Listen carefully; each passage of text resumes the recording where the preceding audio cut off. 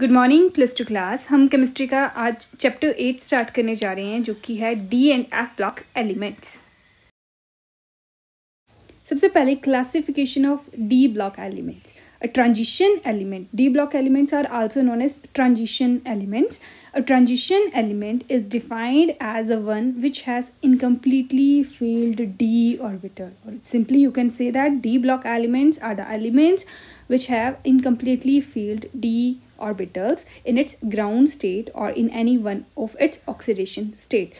जिस भी एलिमेंट के पास जो है इनकम्प्लीटली फील्ड डी ऑर्बिटल्स होते हैं उनको या तो हम बोलते हैं ट्रांजिशन एलिमेंट्स या तो उनको हम बोलते हैं डी ब्लॉक एलिमेंट्स। इसमें एक हमारे पास छोटा सा एक्सेप्शन है, zinc, cadmium and mercury of group 12 have full D10 configuration. अगर कोई ऐसा हमारे पास एलिमेंट हो जिसके पास फुली फील्ड डी ऑर्बिटल आ जाएं तो उनको हम ट्रांजिशन मेटल्स में कंसीडर नहीं करते हैं। यानी कि अगर इनकम्प्लीटली फील्ड है तो वो डी ब्लॉक एलिमेंट है या ट्रांजिशन एलिमेंट है। अगर उसके पास फुली फील्ड कॉन्फिगरेशन है तो वो हमारा ट्रांजिशन मेटल नहीं है। यहाँ पे आपको डी ब्लॉक एलिमेंट्स देके रखे हैं। इसमें हमारे पास 4 मेन पीरियड्स होते हैं। ये हमारे थर्ड पीरियड एलिमेंट्स, स्कैंडियम से जिंक तक, इसको हम फर्स्ट ट्रांजिशन सीरीज बोलते हैं। ये टर्बियम से लेके कैडमियम तक हमारी सेकेंड ट्रांजिशन सीरीज है। लेंथिनम से लेके मर्करी तक हमारी थर्ड ट्रांजिशन सीरीज है। जो फोर्थ ट्रांजिशन सीरीज है वो हमारी इनकम्प्लीट है। Now the position in the periodic table. The D block elements occupy the large middle section flanked by S and P block in the periodic table. S और P block के बीच में जो हमारा large middle section होता है that is known as your D block elements. Electronic configuration of D block elements is जो general electronic configuration होती है n-1 D 1 to 10 ns 1 to 2। यानी कि अगर S सब शेल हमारी फोर्थ चली है तो D सब शेल हमारी कौन सी होगी n-1, यानी थर्ड D सब शेल होगी और फोर्थ होगा हमारा S ऑर्बिटल। तो इस तरह से क्या होगा, D हमेशा इनर वाले की होगी और S जो होगा वो आउटर ऑर्बिटल होगा। तो ये है हमारी general electronic configuration. Half and completely filled set of orbitals are relatively more stable. जो हमारी half and fully filled orbitals होते हैं वो ज़्यादा स्टेबल होंगे। हाफ फील्ड आएंगे क्योंकि D के पास टोटल इलेक्ट्रॉन होते हैं 10, तो हाफ फील्ड मतलब जिसके पास D5 इलेक्ट्रॉनिक कॉन्फ़िगरेशन है, और फुली फील्ड मतलब जिसकी D10 इलेक्ट्रॉनिक कॉन्फ़िगरेशन है, वो ज़्यादा स्टेबल होते हैं। इसीलिए जो क्रोमियम एंड कॉपर है जो 3D सीरीज़ को बिलोंग करते हैं उनकी एक्सेप्शनल इलेक्ट्रॉनिक कॉन्फ़िगरेशन होती है। क्रोमियम की होती है 3D5 एंड कॉपर की होती है 3D10। Now the general trend in the chemistry of first transition series element, they have high melting and boiling point, और जो high melting and boiling point होते हैं that is due to strong metallic bond and presence of half filled d orbitals. Involvement of greater number of electrons from n-1 d in addition to the ns electron in the interatomic metallic bonding are also responsible for very high melting and boiling point. Because of stronger interatomic bonding, transition elements have melting and boiling point very high. यहाँ पे आपको trends दिए हैं melting point के different transition elements के। Starting में क्या है, ये इंक्रीज कर रहा है देन डिक्रीज कर रहा है। In moving along the period from left to right the melting point of these element first increases to maximum and then decreases regularly toward the end of the period. अब ऐसा क्यों होता है? Melting point of these elements rise to a maximum at D5 except for anomalous value of Mn and technetium and fall regularly as the atomic number increases. जब तक हमारे पास number of unpaired electron increase करते रहेंगे melting point increase करता रहेगा, but जैसे ही हमारे number of unpaired electron decrease हो गए further melting point क्या है, decrease कर जाते हैं।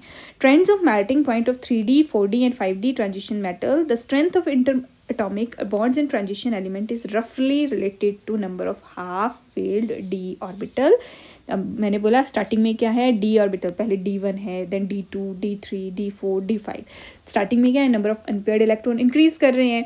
इसका मतलब हुआ कि जो स्ट्रेंथ ऑफ इंटरपार्टिकल बॉन्ड्स है वो इंक्रीज कर रही है। बट जैसे ही फर्दर फिर से जैसे 5 इलेक्ट्रॉन फिल हो गए उसके बाद फिर से पेयरिंग स्टार्ट हो जाएगी तो number of unpaired electron decrease कर जाएंगे, जिसकी वजह से मेल्टिंग पॉइंट भी क्या कर जाएंगे, डिक्रीज कर जाएंगे।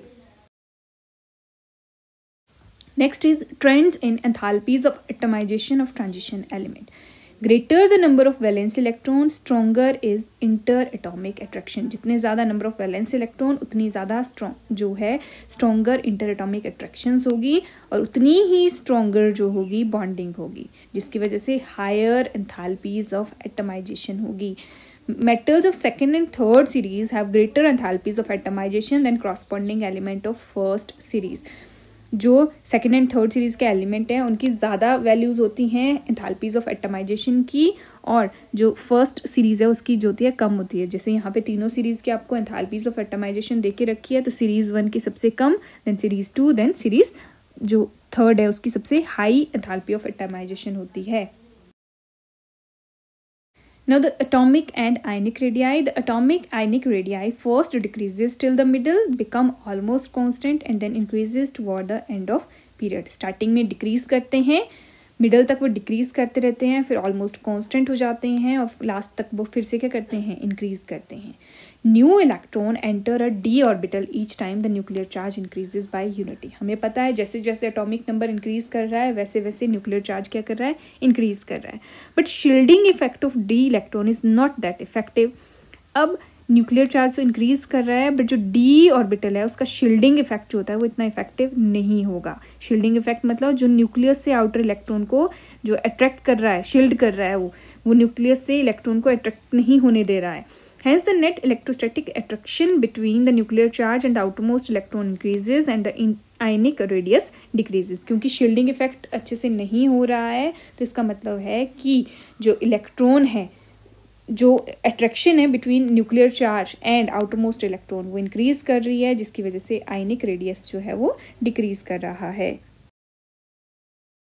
However, the increased nuclear charge is partially cancelled by increased screening effect of electron in d orbital of penultimate shell. अब क्योंकि d orbital का जो इलेक्ट्रॉन है, d orbital इन्वॉल्व हुआ है penultimate shell. penultimate मतलब बाहर वाले से एक अंदर वाली शेल का d orbital इन्वॉल्व है, जिसकी वजह से क्या हुआ, जो न्यूक्लियर चार्ज इंक्रीज हुआ वो थोड़ा सा कैंसल आउट हो गया due to screening effect of this inner d orbital.